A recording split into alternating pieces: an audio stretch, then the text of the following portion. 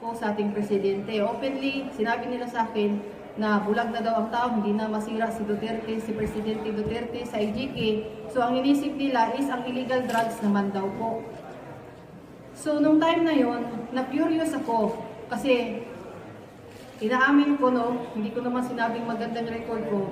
Talagang after noon talaga, binabaat ako ni Father Alejo na may sobre na 20,000 doon sa upuan ko. So, ako naman, nadala naman ako kasi medyo notorious din. So, sinakyan ko na lang rin kasi kada salita pera, tapos minsan nilalagay pa sa sa yung mga tissue kung saan kami kumakain. So, nung September, tapos October, pagka November, bumalik pa rin si Father Alejo sa amin, sa bahay namin. Binigyan na naman ako ng pera. Nung November kasi, ganito po yung nangyari doon. Ang gusto mangyari ni Senator Trillanes, tatawag ako sa kanya, ito ang sasabihin mo, i-record ko sa city. Yun din ang ginagawa niya kay Motabato at kay Trillanes para daw walang ligtas. So every time na ito tatawag ako sa ito ang sasabihin mo, ganito, ganyan, ganyan, tatawag ako ulit. So nire-record nila sa audio kung ano yung pinagsasabi namin. Kaya para matakot kami na bumalik na daw.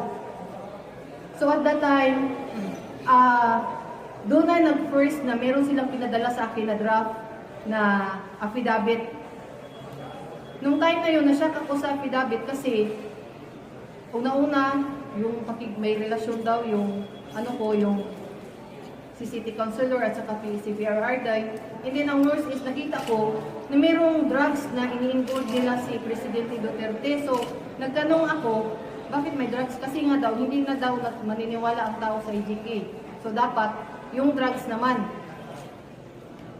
First draft, sabi niya, ito ay papasa ko sa iyo, mamaya na, ipapa-approve ko muna kay Senator Trillanes at saka kay Senator De Lima. Tapos pangalawa, hindi, uulitin ko na naman, second draft na naman, hanggang nag-third draft, fourth draft, and then nag-decide sila na pumunta daw ako ng Maynila. Nandito yung mga forward sa akin ng yung back and forth na mga yung pamasahe papuntang Manila at saka yung ticket ko na nung December yung pagpunta ko ng Manila rin. Pagdating doon sa Manila, doon sa may forum nakita ko to si Las Cañas. Sa kanilang forum, makikita mo sa amin pag-usap, never sila nagsalita na mga kundi sasabihin nila, hanapan natin ng paraan na bumagsak yan. Actually, may text pa nga si Atty. Sabio nga, yung yung testimonyo, muhagsak mo, Bisaya pa, muhagsak lagi na si Presidente Duterte, anak. So, katong time na to, nakuyawan ako kay kanang nakasabot di ako libel o kanang forgery.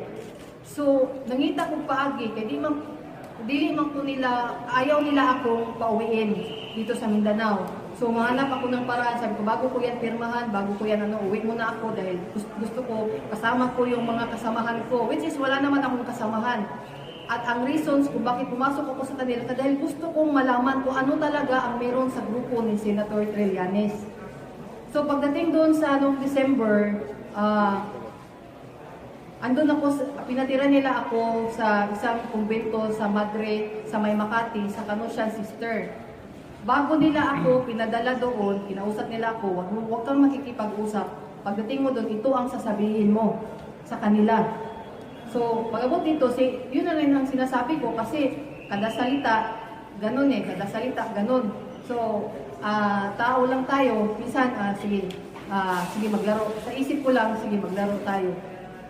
So after nung Kanusian kasi, nung nalaman nila na meron akong kinakausap na isang Madre doon, natatakot sila na makipag-usap ako doon sa ibang Madre. So nilipat naman nila ako doon sa Holy Spirit na na kumbento. So doon, binawalan talaga akong makipag-usap na kahit kanino.